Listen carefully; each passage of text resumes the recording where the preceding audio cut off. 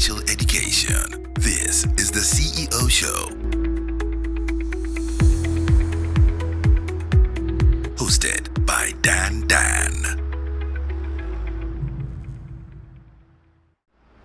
Business Minds, pioneering and inspiring entrepreneurs. Creative talks, CEO insights, success stories, value markets, and financial education. This is the CEO Show.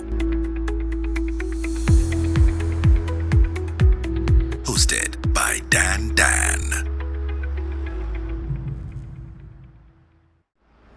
Business Minds, pioneering and inspiring entrepreneurs. Creative talks, CEO insights, success stories, value markets, and financial education. This is the CEO Show. Hosted by Dan.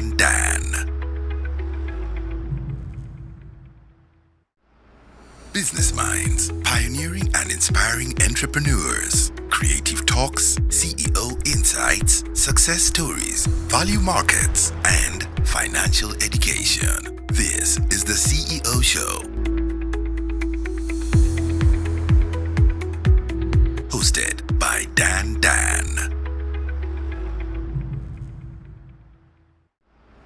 Business Minds, pioneering and inspiring entrepreneurs. Creative talks, CEO insights, success stories, value markets, and financial education. This is the CEO Show.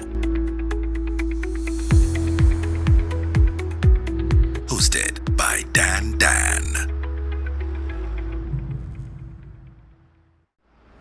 Business Minds, pioneering and inspiring entrepreneurs. Creative talks, CEO insights, success stories, value markets, and financial education. This is the CEO Show.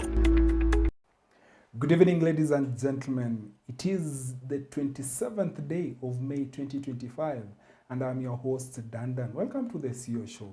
This is where we always sit with notable personalities who are going to discuss on various issues and different topics. This is where great minds meet with great ideas that are conjoined with the real stories. Tonight we have another amazing guest prepared for you, and another amazing guest, another amazing show that is in line for you. Who is our guest tonight? Our guest tonight is a person who has spent more than a decade in helping people make smart financial choices with regard to Saccos. Who is our guest? Our guest is Mr. Amos Mungo, who is also an advisor in financial literacy and also somebody who advises people on strong saving culture and is the foundation of More About Independent, and also talk about saving. What is your culture? And this is what you're going to talk about. He is also the branch manager of STIMA Sacco here in ELDORET, and also the certified African cooperative development educator here in Kenya. I'm sure you are here to listen about his story, and from his story there are great lessons that you are going to learn. But the question that I want to ask you tonight: do you spend before you save, or do you save before you spend? That's the question. It's going to be answered here in the show. Welcome, sir, to the show. Thank you. Okay. How are you feeling? I'm good. Show? I'm good. Thank you. Thank you for being part of this show tonight. Tell us, who is Amos Mungo? Oh, thank you, Dan. I'm really glad to be here in your show. And I love the way you've wrapped it. You know, you've already given a whole package of who Amos Mungo is. But now the key thing here is about how do we build people. That is what drives Amos Mungo to become a person whose interest and goals and aspirations about driving people to make financial decisions. And we look at that in all manner of how do I receive that one coin, and how do I make that one coin generate more in ability to create more wealth. So then that is the person that is here with you. Thank you. Wow, awesome. That's a great introduction. But before we go into that, tell us a brief history about yourself. What is it that has taken you to be where you are currently? Well, the history is quite an interesting one, you know, dating back to when growing up and finding myself in a setup where money matters were coming out openly in a family, and loving the way we were able to look at decision making around money. I would say that having been brought up in an environment where the parent was already in the Sacco space, because the parent here, the father, having been a Sacco member all those years, and every time giving us lessons on how to spend wisely and also create something out of it whenever we have a balance. So that journey of walking along with matters money started way back when I'm growing up, and finding now beyond growing up, coming to a space where we are discussing it as a real issue. I feel so much enriched with that kind of history, and that is really packaging me to have this discussion. Okay. Yes. And now, looking back to talk about history, where did you grow, and what are some of the experiences back in the young Mungo now? Yes. What are some of the experiences that made you and shaped your thought about savings, and also that contributed to your professionalism? Thank you. I really want to give you a small story. While growing up, you know, in a family where you are asked to be the custodian of money, and at tender age, the treasurer, if I may call it that way, family would have welfare kind of activity and contributing one, coins and notes, and they entrust you at age 5 all the way to age 11 to be keeping it until the time that's supposed to be spent. So that gives that interaction with money at a very tender age to now bring in what we call the element of responsibility and accountability. So these are values that were entrenched while growing up in terms of those responsibilities. And coming all through to now going even in terms of education, I got the inspiration to pursue the subject money matters. And therefore, even looking at my professional background being in finance, it packages me to really understand how, do you behave with and without money in an environment which is very, very demanding with the responsibilities and decision making. So, and then later on coming to this space where now we are in the cooperative space, handling money matters on a daily basis, educating members how they can be able to go about issues of savings and promoting that kind of culture.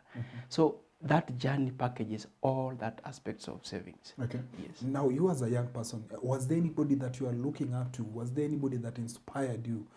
Because sometimes when it comes to now career choices and also walking the path that you walk in about finance and investments and all that, was there a personality that you were looking up to? Indeed, yes. Very, very interestingly,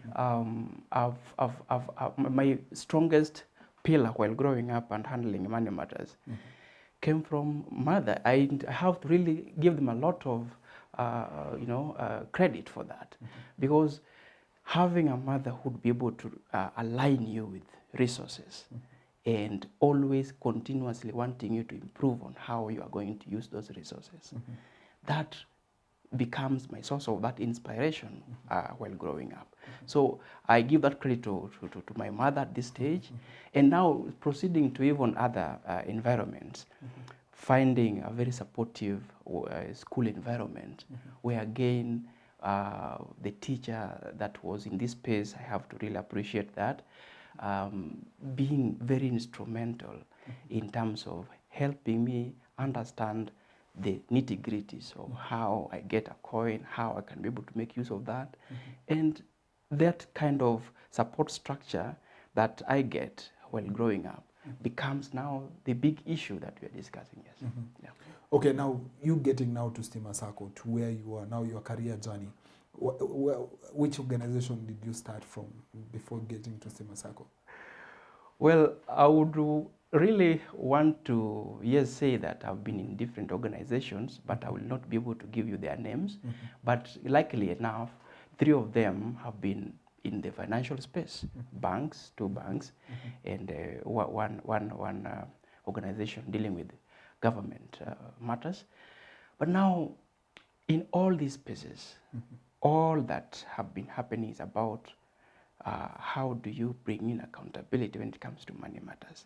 So even as we come to STIMA, Sacco, then all this conversation now become the main drive into understanding deeper issues about money. Yeah.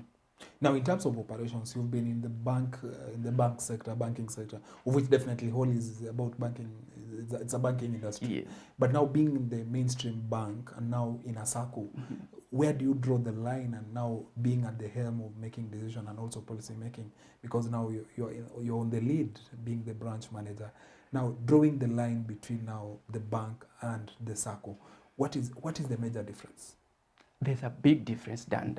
There's a big difference to that, because ideally when you are, from my personal experience, in the banking environment, more of my activities were about spending, or about get a coin, make use of it in terms of expenses. Coming to the Sacco side, now I find there's a whole difference in terms of how the model works. The model in the Sacco space tells you that there is an element of saving before even you touch any other thing in terms of expenses. And coming into that space has really improved how I look at money and how I look at how to handle issues of finances. And the main thing in the Sacco space, you know, it's about the values that are lived there. We call them the cooperative principles, where now there is element of collective contribution. You bring a coin, I bring a coin, let us create a pool with a clear objective, what we want to do with this pool. And then later on, now using that which we have done in terms of contribution to now do other investments. So you'll notice that, that in that kind of perspective, there is the element of what is your contribution into that space before you come and start spending it. Now, the Sacco gives you a platform or an opportunity where when you have to make decisions, the first decision to make is put aside a coin to call a saving. And from the wording of the Sacco, Sacco means savings and credit. Before we tell you when and how you can get your credit, we are concerned about, have you saved? Have you been able to create a savings account? And the idea that now comes into that is about the discipline element in it. Because you are not just saving for the purposes of tomorrow. You come and you can say, okay, let me withdraw this amount of money I have, you know, without any preparation to it. You'll have to really take time. If you have to get it, you have to prepare yourself, make a communication, and that becomes something that keeps reminding you, was it necessary for me to be able to get back my savings? So the idea of the savings in the Sacco is so much profound in the sense that there is a long-term goal to that. And beyond that, again, you also notice that in the Sacco space, you don't just save for the sake of it. You invest those savings because every year now you have a return. We call it dividends. You know, Sacco is the institution that recognizes you, not a customer. It recognizes you as the owner. You are a member, you are the shareholder. All decisions resonate and revolves around you. So then when you come to that kind of conversation, you become more aligned to how you manage your finances by creating more wealth out of the savings. Yes. Okay, ladies and gentlemen, for those who are still coming, the CEO show live, and we are coming to you live on Facebook and also YouTube. And our guest tonight is Mr. Amos Mungo, who is the branch manager, STIMA Sacco in Eldoret branch, and is just getting started and speaking the importance of saving and also telling us more on why you should save. Please, if you have a question, please drop on the comment section for us to know that you're part of this conversation, and also share where you're getting us loud and clear. Tell us if you're part of this so that we can engage and make this conversation more better. And now, you are just getting started. And my question is now that you've worked here in Eldoret and also different places, and looking at the culture of our citizens, and especially Kenyans, what do you think, do we embrace saving, or after studying all this, what are you borrowing from our culture with regards to money? Thank you, Dan. Ideally, the culture we have is a work in progress because the culture of saving. Markets and financial education. This is the CEO. The first decision is spending. The second decision is, do I want to save that which is left? That is the culture that now we find in most of our personal finances. But now it's the culture we intend to change. How do we intend to change it? We need to now reverse the formula. Before I spend, I have to create a saving. Now, if I have to spend, one of my expenses and the priority expenses should be a saving. So when I list my list of expenses, I need to say one of the first expense is a saving. Let me give you an example. We pay taxes, and that is a very honorable thing as a citizen. But now, assume today all the taxes you paid were to be accounted for, and you'd be told, now we give it back to you as form of your investments over time. I can guarantee you many people will really be surprised. They are millionaires. They have lots of wealth. That is how I need to treat my savings. I need to create the savings in such a way that it is more of an obligation.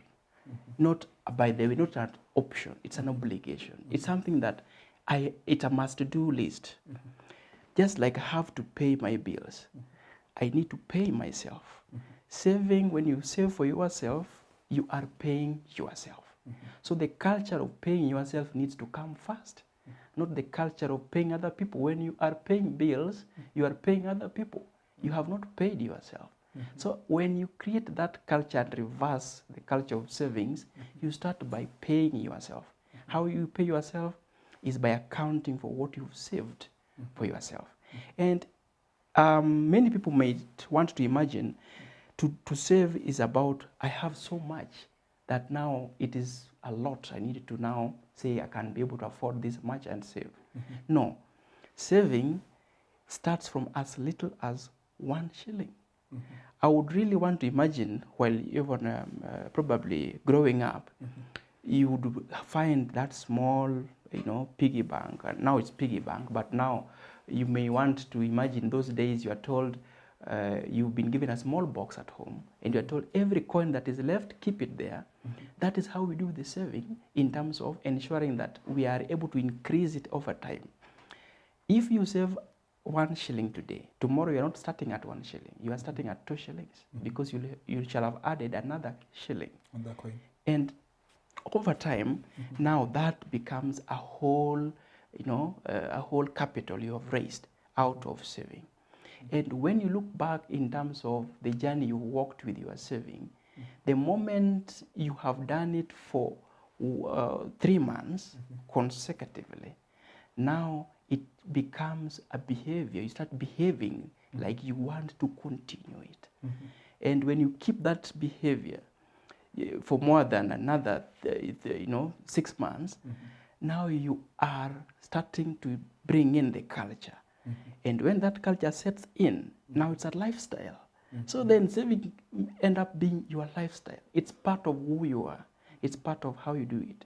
So I challenge everyone that as you apportion, as you create whatever incomes you have, first thing is the culture of paying yourself. And how do you do that? Save for yourself. Okay. Yes. Now, do you have a model, sir, about, sometimes somebody talks about 30, 30, 40, 40, 30, 30.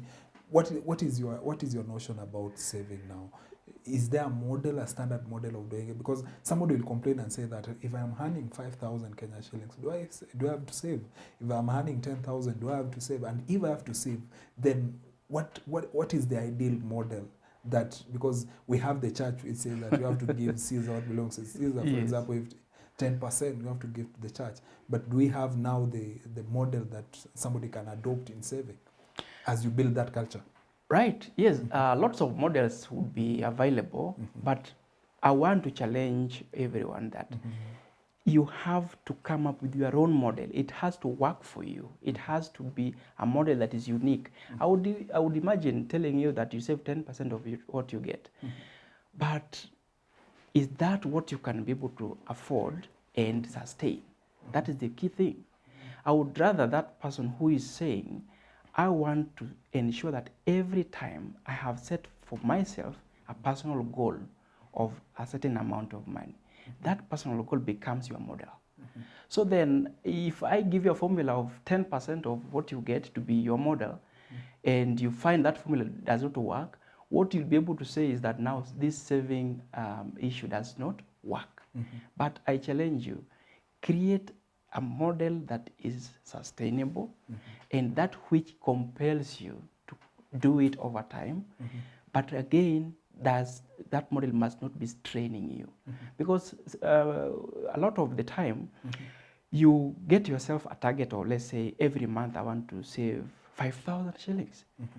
But now you realize there are those months that literally and uniquely there are overwhelming activities that you have to handle. And therefore you cannot be able to get that 5,000 and save. But if you had a model that says, number one is, I must not have a month going blank. So you ensure that you have put whatever portion of that amount of money you have to save. So that rule number one, do not leave a month to go blank. Ensure every month there is something that you have done for yourself. And rule number two is ensure that the model is sustainable. It is working comfortably for your resources, so that you don't find that you are now punishing yourself for the sake of saving.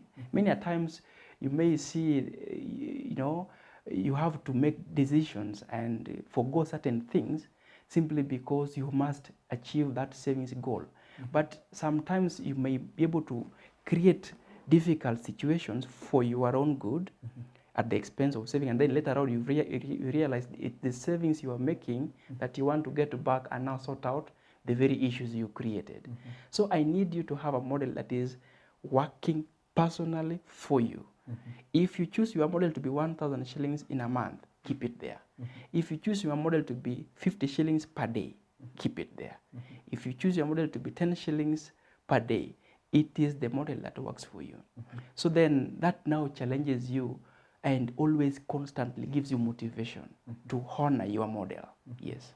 Now, is it, if I can ask you, is saving a culture or a discipline, or because for you working in that institution, what is it that you evaluate as a person? Is it the idea of somebody having the need of borrowing in the near future, or is it something that, as you've talked about the habit, is it something that you are studying, that the culture of this person, or the behavior that you study in a person?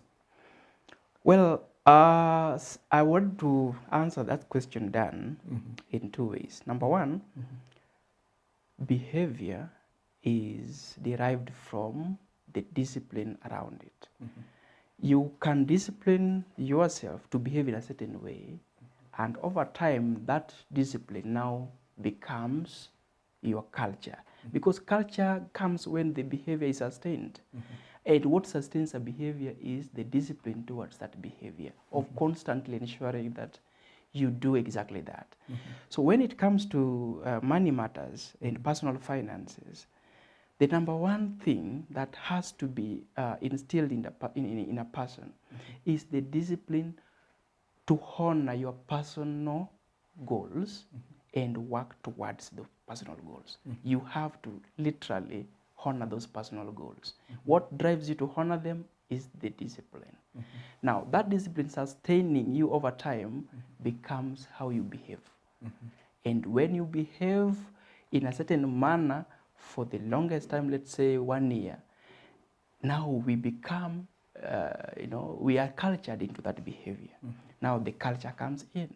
So when somebody comes and asks me, how do I sustain this savings culture? I first ask the question, what is your value? What is your driving force? What are the values that you have around money? How do you handle money? That now informs me how the level of discipline they have with money looks like. Now we discuss that kind of discipline and now grow over time to introduce the behavior. Okay. Yes. And now we find that, let me talk about Kenyans because I'm a Kenyan too. Yes. We find that every January of each and every year, we have beautiful goals and beautiful ambitions that we have for the year. But in the first month, we are so disciplined to do it. We want to save every day, we want to save this amount of money, we want to save this amount of money for probably in a month. But when it comes, for example, now in May, if you can ask somebody, how disciplined are you to the goals that you set back in January? Most of us, we are like, we don't even remember what what we set back then. What is our problem and especially to the young people and the young entrepreneurs? What is our problem? Okay, before you come to January, then you'll notice that you are coming from December, where your spending was on the rise. And there's what we say, scarcity is the mother of innovation. You realize you lack in January, therefore you are very innovative. And that's the time now you come and say, this year I want to create this amount of savings, I want to do ABCD. You're very, very innovative. But now, what will sustain that innovative mind that you had in January becomes the discipline around it. Now, what makes us not be able to really sustain that is when we start receiving the resources. January, we are literally not receiving enough than we did in December. Now we are innovative. February sets in, we are now receiving back our resources. We are regaining our graph. We are gaining our stability. And now we realize that we start getting controlled by those resources. But what needs to happen is when you have a financial plan, that which you have decided in January, then what has to go into that plan is an action. That action must be one that can happen even without you triggering it. What now becomes the main issue is how we save. We wait until we get it. Then we decide based on what we have gotten. But if we flip the discussion and say, when it comes, it should find already setups, systems already put in place to apportion it. So then you don't have to make a discussion when it comes. It comes and it apportions itself to the various items that you had already identified. So that kind of implementation plan of that idea you had in January of how to build savings, it has to be one that can work seamlessly with the limit, with your minimum, interference with it. So that's why now we say if you have an account, set up a standing order. Right now you can even set up a standing order on your phone. Did you know that? And you be able to now instruct your mobile wallet that every so often, be it weekly, be it after 2 weeks or monthly, send some amount of money to account A and keep some amount of money to account B. So that now already you have a system that keeps your innovative idea of January to thrive. But now if you don't get that right, you'll notice that you'll have more resources which are now influencing your decisions. Not you influencing those decisions, but it's the resources influencing those decisions because they are arriving when you had not already planned on how they are going to be apportioned. And now they are going to be dictating how you are going to apportion them. Okay. Yes. But now as you talk about Saccos being the game changer in the industry that you're in different industries, where do you think now Saccos are coming in handy for low-income earners and also for young entrepreneurs? Where do you think now Saccos is the in thing and the biggest game changers in wealth creation? Thank you, Dan. Sacco provides what we call inclusion. Sacco is about all of us. It's not exempting anyone out of the discussion. So by ensuring that there is that inclusion of all of us in, now you have a room where you belong. And you belong right from 1 shilling.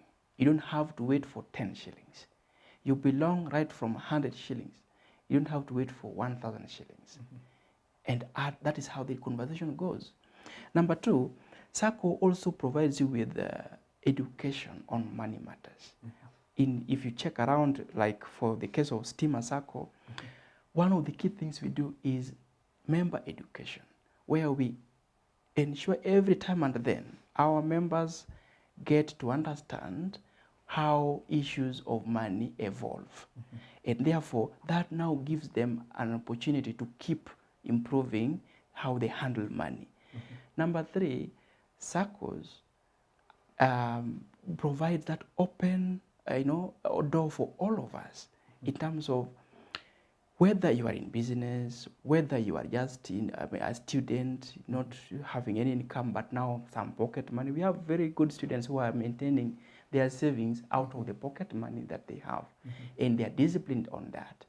Or whether you are already in employment, all these opportunities, or even groups and and joint accounts. You can also operate joint accounts.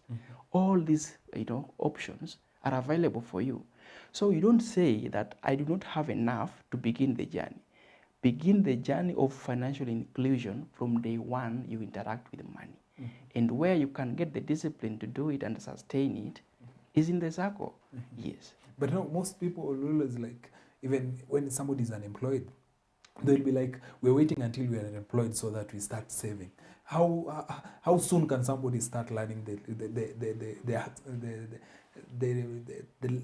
urge of saving, and also knowing when should one save?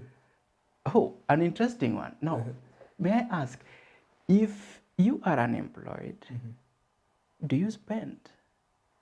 Definitely you do. Definitely you do. Then that is it.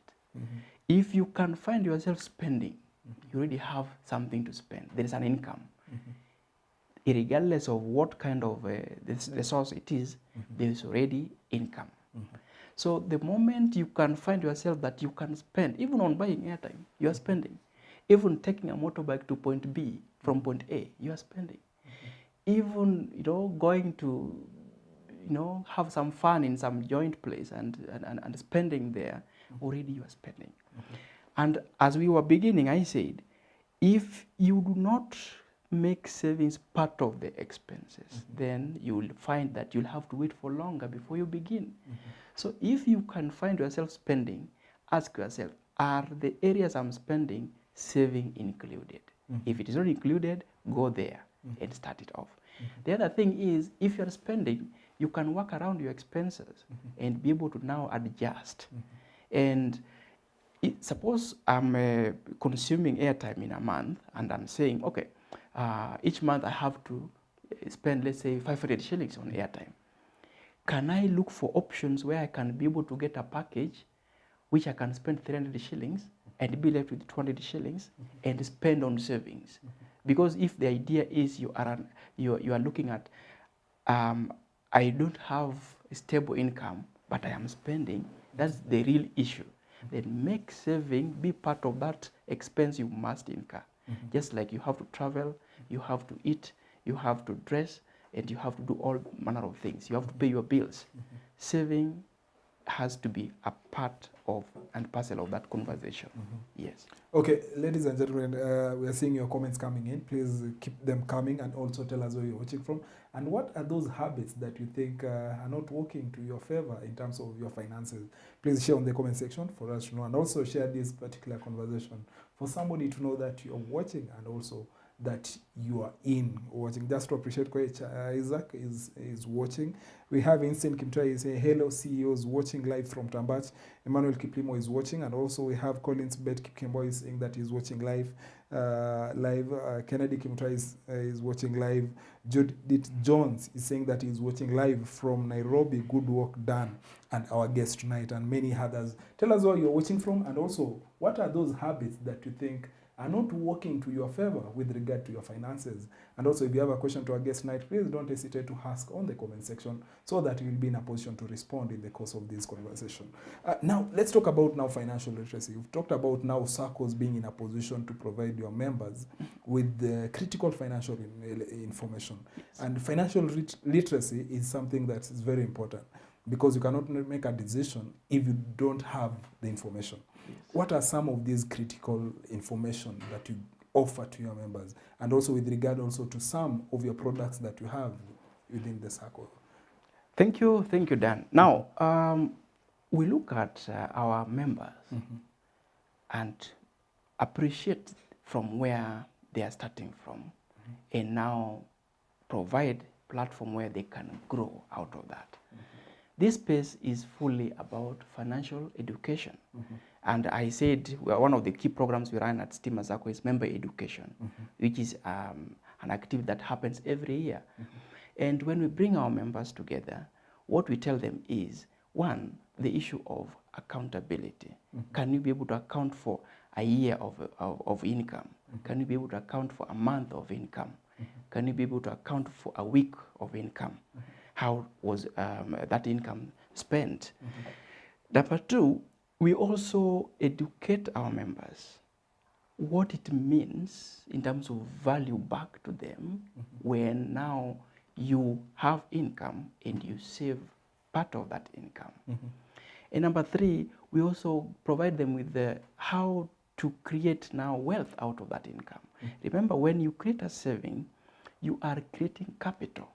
That capital needs to go and now translate into more wealth creation. So then we provide the solution that how do I convert my saving to become create more wealth in terms of helping me to invest. And we empower our members to learn those basics in every engagement that we have with them. And beyond that, we also appreciate to see real life examples of transformation that happens in our membership, in terms of getting to listen to their stories, getting to appreciate the journey they have had to walk, and also ensuring that now we continuously support the system. Now, in terms of the products, STIMA Sacco provides you with a whole list of options, and every option that we have is addressing a specific need. I can come to STIMA Sacco and say my biggest vision, my biggest dream is that through STIMA Sacco I should be able to own my home. STIMA Sacco tells you, okay, start the savings journey, have a savings plan of 3 months or 6 months, whichever we agreed upon, and now become a homeowner through our mortgage solutions. Remember, STIMA is offering you a mortgage of 9% of reducing balance, 9% done for a whole 10.5 million shillings, so that you become a homeowner of the dream home you wanted to become. If you wanted, you're in business, you wanted to now acquire certain assets, probably now we tell you, you can get asset finance, be able to bring in your machinery, you'll be able to bring in motor vehicle for your business, and even for personal use. And that becomes now achieving that kind of objective. And we've seen even STIMA ensuring that members are able to educate their kids, their children in very good institutions, simply because we tell you, when you save and we pay you dividends, we have paid you dividends so that you can be able to now support and other family needs, and there are members who can be able to support children in school out of the dividends we pay. So that kind of opportunity now provides options for all our members to do exactly what they can do to achieve goals. Okay, now talking from the experiences that you've just shared, because even in a church there are testimonies that people will also share that you prayed for me and I got healed. But now, just painting an example that you've had and also a scenario that you've had with your members, that somebody has risen from unexpected low income to create wealth along the way. Can you pinpoint a story or a testimonial for that matter? Great. And we have lots of them, lots of them. Now, you may want to check on our website. Last year we were running STIMA at 50 years story, trying to tell our stories from the member, point of view. One of the powerful examples I can give is a very young man, in the mechanic, space, the garage. This young man was very inspiring in the sense that how he approached his savings plan is something to be admired. He joined the Sacco while he is employed, and he decided that whenever I am paid at the end of my day, because he's paid on a daily rate, I have two options. Either I can go back home using a matatu, or I can save in the Sacco account and take another option to go back home. So after some time, the person who had employed this gentleman, the garage was just handling panel beating, bodyworks, and now introduced, tire repairs, and allowed this young gentleman that my business concentrates on bodyworks, but should there be any need for a tire repair, then you can be able to sort it out. And he gave himself a conviction that any client who comes for a tire repair, whatever he pays, he does not pay me in cash. He does not give me that money in my M-Pesa. I give him STIMA Sacco account and the pay bill, and he sends that directly to the account. The young man was able to increase their savings, his savings over time, and just last year, now he could be able to now raise enough capital to now get and establish his own garage. And that is someone who was dedicated and disciplined about the idea of saving with a vision, with a goal, and worked towards that vision with a lot of dedication. So when we look at the stories that we have, which are very inspiring in STIMA Sacco, there are lots of them. There are lots of them. And you'll be able to appreciate that what connects all those stories is basically the discipline that comes from it and the vision that already you have set out of that. Yes. Okay, and now talking about also the save, what are some of the mistakes that most people make when it comes to savings? Well, thank you, Dan. One of the mistakes is, money needs to be controlled. Otherwise, it is tempting. So then when you have a coin, when you have your savings, you must remain true to the purpose. Many a times I see people, just being tested by small need to spend, and they rush to say, I already have my savings, let me get it and start again. Let me get back my savings and continue again. When you keep breaking the pattern, over time you realize that you've spent so many years of continuously breaking the pattern, and therefore you don't have a saving. So the key issue, which is I would want to encourage our viewers not to fall into the trap of the temptation of spending the savings for the purpose that was not forming part of that vision, that goal why you went to start your savings journey. And how do you do that? For STIMA Sacco, we provided a solution. We have created a savings account, which is an unwithdrawable account, where whatever goes in, you do not withdraw. You can only now get dividends out of it, and beyond that, you can now use it to give you multiplier and get more capital to now do other things you wanted to do in terms of investment. So then you realize that the fact that you are not able to continuously withdraw just by working at the counter instills discipline, because it now informs you to work on solutions away from the account that you have at STIMA Sacco. And that is how now you are able to handle the issue of the temptation to spend in the wrong way. Yes. And now, as Saccos, because it's something that we're seeing across the country, and sometimes we have trust issues with Saccos, and we've seen some Saccos even compromising their values, and people rarely, in some instances, people rarely believe in Saccos and have trust issues with Saccos. How can we now build our communities to have trust in these Saccos? Thank you, Dan. Now, one of the key things that becomes very important when making a decision to join a Sacco is to do a background check of that Sacco.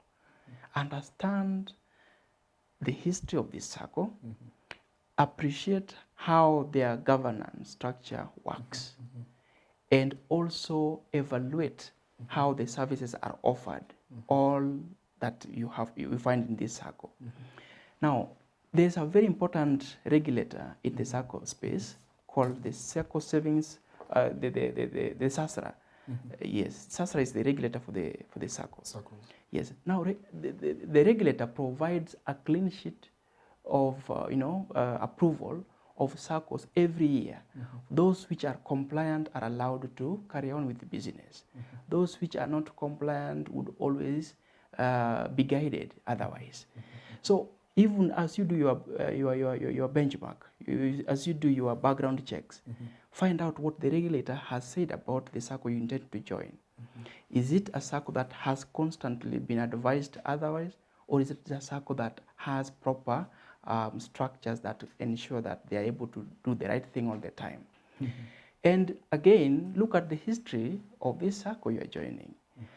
You know, if you appreciate the history of STIMA Sacco being 50 plus 1 years now, we are doing the 51st year, it tells you the resilience that this Sacco has had to walk over years. And also looking at how people have been able to create wealth out of it, and the kind of membership that we've been able to provide solutions to. Over 228,000 members, you know, creating a whole assets of close to 66 billion. Now that gives you a glimpse of how the journey has been. And Saccos are the best vehicles to bring your finances to order, because they give you that room to make personal decisions which are guided by Sacco principles. Yes. Okay, because also another facility that you guys have and as Saccos have, and it's something that it's always very detrimental to people who earn, for example, people in business, people who make money. We talk about now credit facilities, and this is something that has brought down businesses. We've seen businesses close because of lack of maintenance or facilitating their loans. Now, what's your advice when it comes now to loans? Because that is another area that we need to really discuss about and also talk about. Now, talking about getting loan facilities, what is your take? What are some of the considerations that people should put in place if they have to consider loan facilities? What are the things that they need to check on? Thank you, Dan. Yes, if you look at the word Sacco, and I love the way that word is coined, it has two parts. It has the part of save first, then get credit. Save, S-A, then Sacco, CCO, now credit, cooperative. That means it's a journey. It's not an event. It's a journey of doing first thing, coming to the next. One of the key challenges that someone can encounter when they are taking loan is taking loan for consumption. No, that should be a red flag. A loan is a capital to multiply wealth, to create more value out of it, not to sink. When you consume it, you sink it. It does not come back again. Now, when we have our members and we discuss loan matters, key thing is, what is this money supposed to go and do? What is the loan purpose? And we guide our members in terms of product to align with the purpose. So then we are now able to tell you, if you really wanted to buy property A, then you don't have to go for this kind of product. It will choke you. It will really put more pressure on you, but go for solution B. So we have guided our members to appreciate that loans are for investment purposes, are for now creating more wealth, not for consumption. For consumption, we encourage our members to now utilize other savings accounts that we have provided with them. So then now we can now delineate or clearly remove issues of spending being done on the loans. No, loans is for investment. Yes. But now, what is always the problem? Because sometimes you find that somebody has a brilliant idea when it comes to investment, that when I get this money, when I borrow this, after saving in a good way for some time, and now religiously, for that matter, if I can quote, I've saved religiously for 1 year, then immediately I have this good or a brilliant idea that I want to invest in a project B. But as soon as money is credited into account, tunapanda ndege and somebody say that aviator comes in. What happened? What is always the problem? Well, the problem is the inner voice. To me, that's how I put it. The inner voice. You have to control the inner voice. And that inner voice is the discipline we talked about when we were having the, starting the conversation. That if I took my money to do certain project, let money not talk to me after it is already in my account. I need to talk to money. Many a times we allow money to talk to us.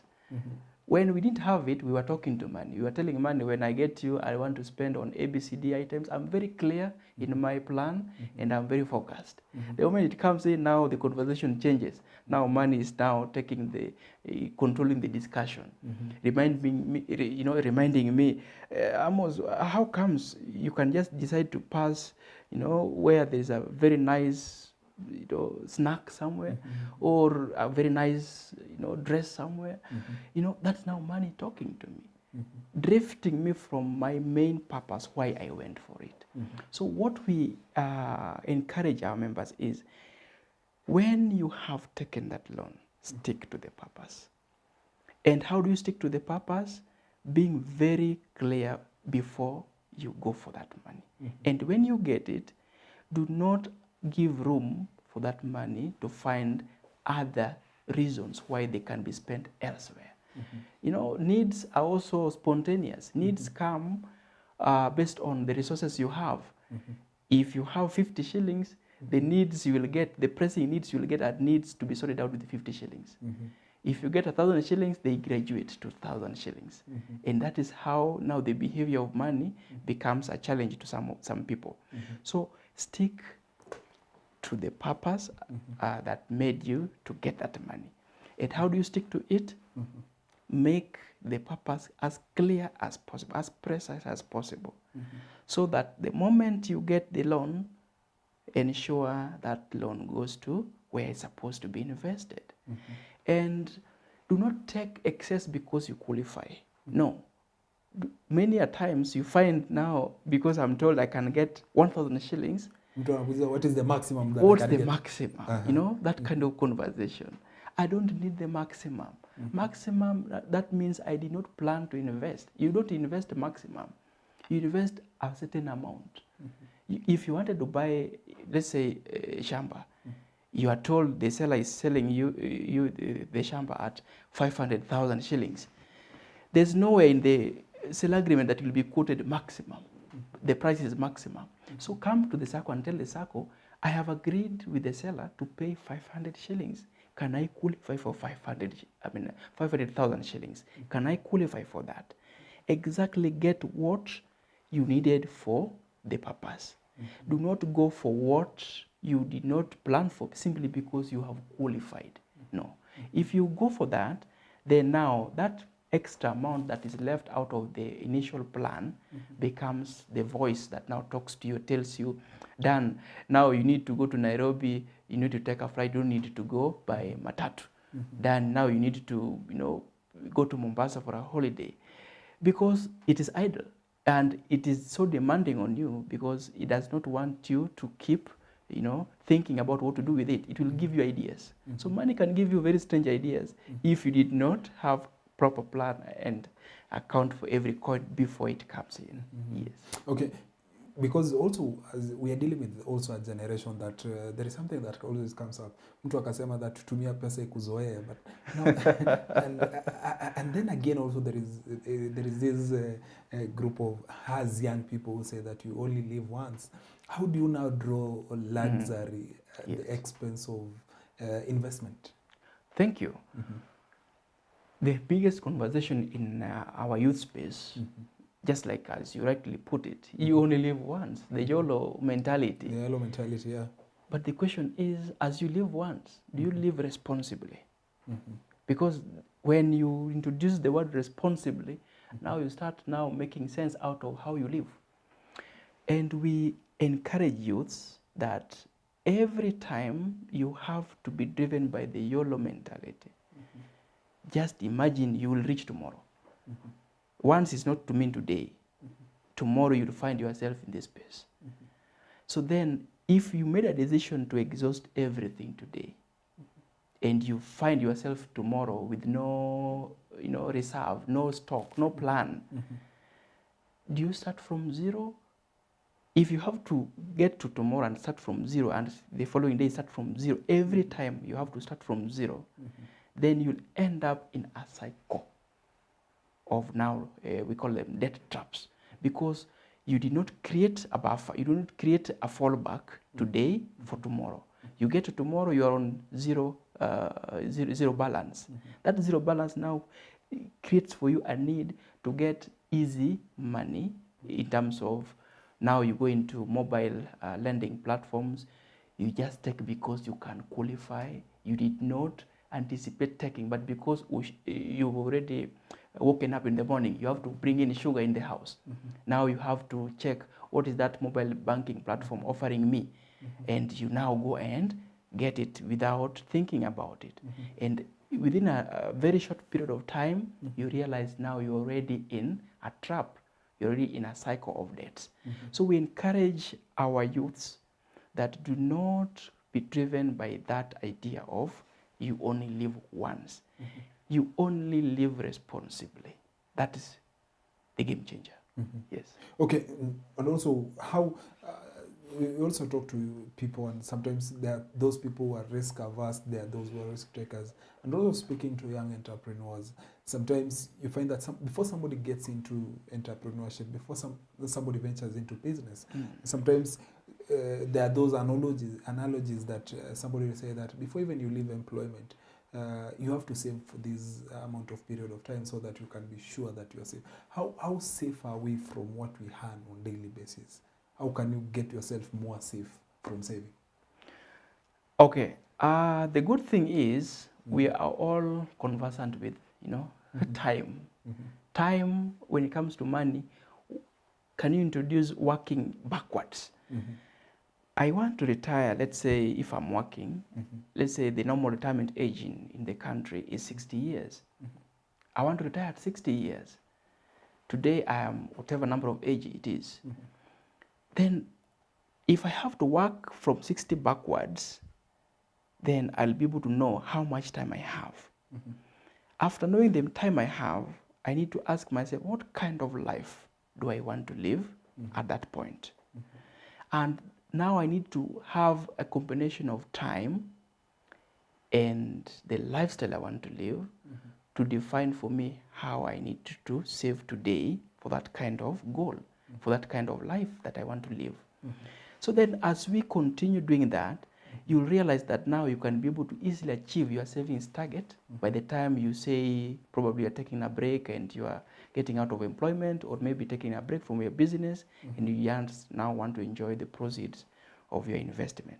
So introduce working backwards when it comes to your savings plan. How much time do I have before I can now say my energy has come to bare minimum levels? I cannot now get enough energy to work like I'm working today. So then that now becomes a drive into introducing the formula and the how much question in my savings. Yes. Okay, and now being at the level that you are currently at STIMA Sacco, how now can we merge and introduce and bring informal sectors into believing and also buying the saving structure and also into these financial structures? Because back in the days, people always believed in having your money at home, saving in the mattress, and now how can you bring in the financial literacy bit of it and now to the informal sector, buying the idea of saving and also believing in Saccos and working with Saccos to create their wealth? Thank you. Now, what is very important is there is no sector that do not have resources, do not have money. All sectors have enough resources to sustain them. Informal sector is one that is the biggest employer right now in the country. Lots of our youths, lots of people are in the informal sector. And why I find that is the biggest opportunity, even in terms of tax compliance issues, there's so much of taxes that they can easily handle in terms of managing than the mainstream formal sector, because you get your money and you encounter few tax activities in your money, so you have so much to now push and take to the savings. What needs to inform the informal sector is that sense of whatever I'm getting, I have a deliberate decision to create a saving out of it. And that needs to be guiding every decision that we make. And the biggest advantage informal sectors have is the fact that they have continuous cash flow. If you are in the formal sector, your cash flow comes once in a month. But in the informal sector, you can interact with the money daily. You can be able to sell your sukuma wiki in the morning, and by 10 you already have money, you are going for tomatoes. By noon you already have money, you are going for another item. So there's a lot of money you interact with. So if you dedicate your financial goals and say, every activity I do, I have to account for the end of that activity by putting a saving, then you'll be able to now realize how powerful informal sectors can drive the savings culture. And coming to STIMA, we have encouraged the informal sectors not to even wait for a monthly savings pattern, because the month might end when you don't have the resources. But on the third day of the month, you have the resources. On the 10th day, you have resources. So we encourage the informal sector, save every moment you have finished a transaction, you have finished handling your business. And within no time, you'll be able to realize that you have already created a whole bulk of saving in your account. Okay. Yes. And now, drawing the line now between, there are people who believe in liquidity, having liquid money, and there are those people who believe in investment. What is your take on the two kind of personalities? Oh, thank you. Now, liquidity is good because there are pressing needs that you must handle. You want to get food, it will not wait for you to go and sell land. You want to get medication, it will not wait for you to go and sell your motor vehicle. It has to be addressed on the spot. But there's a danger as to how much liquid you need to be. For you to understand how much liquid you need to have in terms of your daily operations, know your expenses, and now limit liquidity to the expenses that you have. Now use the excess to now create capital, to now create a pool of resources that can now multiply and do for you investments. And if you look at how we grow over time, as you age, you will need more liquid, you to be more liquid than when you are younger. So therefore, the saving can take the reverse gear, that now, because you will need more, it to be more liquid while you age, you need to take advantage of when you still have enough time and energy and create more savings while you are young. So then when you are liquid at the old age, it becomes a sustainable life. Many a times we may accumulate assets, and it's good to accumulate assets because we are inspired by tangible wealth. I appreciate that. But the question is that asset generating liquidity to sustain your lifestyle? If you have parcels, if you have tracts of land, if you have assets which are just appreciating in value, but they are keeping you in a financial challenge, you are not able to support your immediate needs, then some of those assets can be the source of creating financial challenges. So balance the liquidity and the investments you have, in the sense that investments need to contribute to liquidity. But do not, again, fix so much of your resources in the investments which are taking long term to generate, while in the meantime you are able to find challenges in your liquidity issues. You are not able to sustain your bills. You're not able to support your needs. Because some of the lifestyle issues that people handle day by day are all about coming from liquidity issues. I feel maybe I have some headache. I need to get a medication, just a small paracetamol. But I don't have a coin to spend and buy that paracetamol from the chemistry. But now, if I have to keep having this headache over time, it will generate more health conditions. But I made a decision to take all my resources and put, let's say, in a fixed asset like land, which I have not even put into production, is not being used for agriculture or even for any business activity. Now, a time will come when that headache I was supposed to solve, and I never solved because I didn't create liquidity, has generated a health condition. Now I have to be pushed to go and release that land with whatever value it has to come and now sort out a more permanent health condition. So we encourage our viewers and members that as you save, ensure that you are balancing the two, so that the needs you have enough to sustain you, but not too much to now confuse you with the investment side. Wow, amazing. Yes. And now, because our time is much spent and this conversation gets more sweeter. But now, as a leader, you're leading a team and being there for some time and also enabling the organization achieve its goals over time. What kind of a leader do you think you are? Oh, great. I would have loved to ask you that question. Okay. Yes, but let me say, with leadership, it's about listening to the teams that you lead. Ideas don't come from you as a leader. Ideas come from the team. And being able to constantly support the team so that they can be able to find the best out of what they do. And when the team achieves, you achieve as a leader. When the team doesn't achieve, you fail as a leader. So there's a lot of collaboration that needs to come out of that in that leadership space. And there's a lot of understanding of the team that you have in terms of the potential that they can be able to create. So the collaborative nature of a leader becomes a game changer in all manner of leadership spaces that we have. And that is what I really advocate for. Bring in, collaborate with the team, and not all the time you'll be able to find that you can pick one leadership style because you'll encounter different circumstances requiring you to practice certain leadership styles to address those circumstances.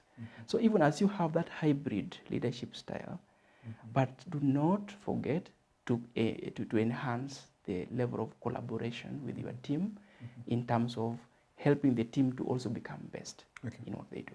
Okay. Yeah. And also as a leader, I believe, and also being in charge of that organization, because sometimes every organization is also to create an impact in the society and also the environment that is within them.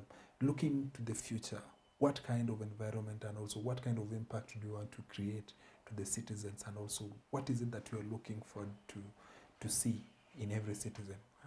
Oh, great. My desire is to just realize that everybody understands how to handle personal finances and how to do that, aligning the personal finances to the Sacco model, where now you are able to constantly find solutions in a way that works for you.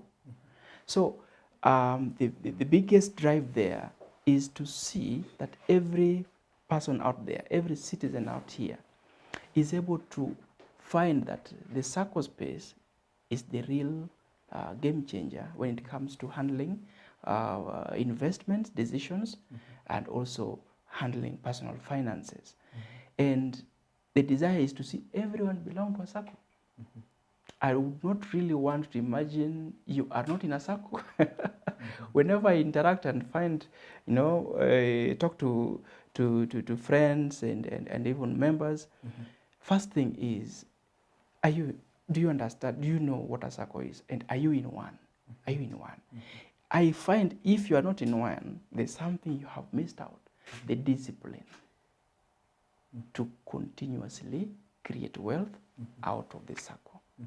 That becomes now my desire, to see that everybody I'm able to reach out to becomes part and parcel of a Sacco. And that is where they can be able to now transform and empower lives. Okay. Yes. Yeah, as we wind up this conversation in a few, you're a busy person. Being in that organization, it takes more of your time. You have a family, and also you have a life to live outside work. Yes. How do you balance your time? And as you wind up on the same, how does your day look like? Oh, great. Thank you. Dan, you have to know what matters at what time. When it comes to creating family time, it is family time. When it comes to creating time for the organization, that time must not be divided. It has to be contributed fully and dedicated towards supporting the organization. And again, creating time for now, you also have a personal time. You must create some time for your own self, where now you can unwind, you can be able to now just engage and feel the benefits of being you. You understand? So then I have a very solid principle that when I am at the organization, I'm at work, that time belongs to the employer. I don't divert it. And when now I have provided that time, now I go back to the family, that time belongs to the family, and I don't divide it. So there's no mix of all those issues, and therefore that has given me more room to be able to now balance and handle all that comes out of those responsibilities. Okay. Yes. And how does your day look like? Are you a morning person or a late person? Oh, right. I'm a morning person. I tell you, What time does your day start? my day starts at 4 a.m. I'm a morning person. Yes. Yes. Okay. Thank you so much. Before you give us your parting shot, let me just acknowledge some viewers who are part of this. I know I can't acknowledge everybody, but let me just pick a few. We have John Soy is saying that he's watching live from Nakuru, and he's saying that those are great insights. Thank you so much, sir. Felix Kipkosgei is saying that he's watching live from Iten, EMC. We have Koima Moses who is saying that he's watching from Mombasa. A great discussion. Gentlemen, good work. We have Kagwati Kamau is saying that, wow, nice to see and listen to my friend Mr. Amos Mungo of STIMA Sacco. He is so warm to every person who works in his office. Please say hello to him and lots of love from ELDORET Hospital. Oh, thank you. Thank you. Meli Kiprono is saying that learning a lot of nuggets of wisdom from Dandan and the show. Thank you so much, sir, for watching. And also Kamau is saying that a very humble, kind team leader, STIMA Sacco. Wow. And many, I think, will be responding to a number of them in the course of this because our time is much spent. Thank you so much, ladies and gentlemen, for your comments and also the responses that we are getting online and also offline. Thank you, sir, for coming. And also, before you wrap it up, tell us your parting shot to our viewers tonight. And Thank also you. Where people can find you. Yes. Yeah. Thank you, Dan. And for the viewers, I really appreciate the time that we have shared. And what is key is, if you have never begun the journey, begin it tonight. Create a deliberate decision to begin it. And you don't have to struggle with beginning it. Make it a sustainable process. Make it something that inspires you. Start from whatever level that you'd want to start with, and have a support system in form of the Sacco to help you continue that journey. So do not have to wait, because as we said, you work backwards with time. You begin from 60 and work backwards, or 70 and work backwards. So begin from whatever angle that you are, and you can be able to see and appreciate the growth that come out of it. And we welcome you so much to STIMA Sacco, where you can belong, you can become a member. The process is very simple. You just need to visit any of our 12 branches countrywide and have yourself registered to become and belong to STIMA Sacco. Therefore, out of that, you'll be able to now continuously grow and see the real benefits out of your journey with the Sacco space. Thank you. Thank you so much, sir, for being part of this show. It's been great having you. Looking forward to have you in the near future. And let's make this conversation going. Thank you so much, Dan. I appreciate it. Thank you. Thank you for the opportunity. Okay. Yes. Thank you, our dear viewers, for being part of this great conversation tonight, and we appreciate you following and also subscribing, sharing, commenting. We are so grateful for you to always be part of this conversation. Please don't forget to always share. And also, don't forget to go to the YouTube channel, subscribe, get the notification button for you to know when we are coming live. Remember, we are coming live every Tuesday from 7:30 to 9. But tonight we are very sorry that we came in late kidogo, but thank God that we managed to come through. Let me appreciate also our partners who have been part of this, making this happen every Tuesday. Nictek Creations for always airing it from Saga's building. Please, if you have live coverage, event coverage, and any other coverage that you need, please don't hesitate to contact them, and also for them to make your events memorable. Make sure that you call them on 0726 97 66 77. Don't forget to call them on 0726 97 66 77. And also to appreciate Very Nice Media and Digital for always partnering, and not forgetting great personalities talk about Kalenjin Online for sharing this conversation every Tuesday, and also Lemiso Media House for sharing this conversation, and not forgetting also Alfred Sargent for sharing tonight's conversation. Thank you, sir, for making this happen. Let's meet again come next week on Tuesday. Let's make this conversation more interesting, because we have another great guest prepared for you come next week. Different topic, different guest, same place, same time. See you next week. I was your host, Dan. God bless you. Have a good night.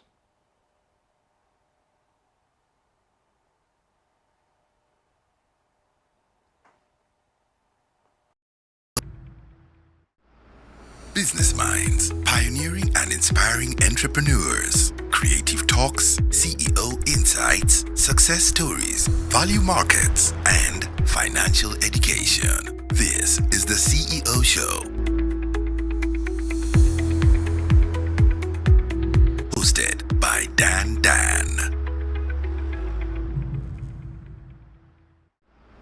Business Minds, pioneering and inspiring entrepreneurs. Creative talks, CEO insights, success stories, value markets, and financial education. This is the CEO Show. Hosted by Dan.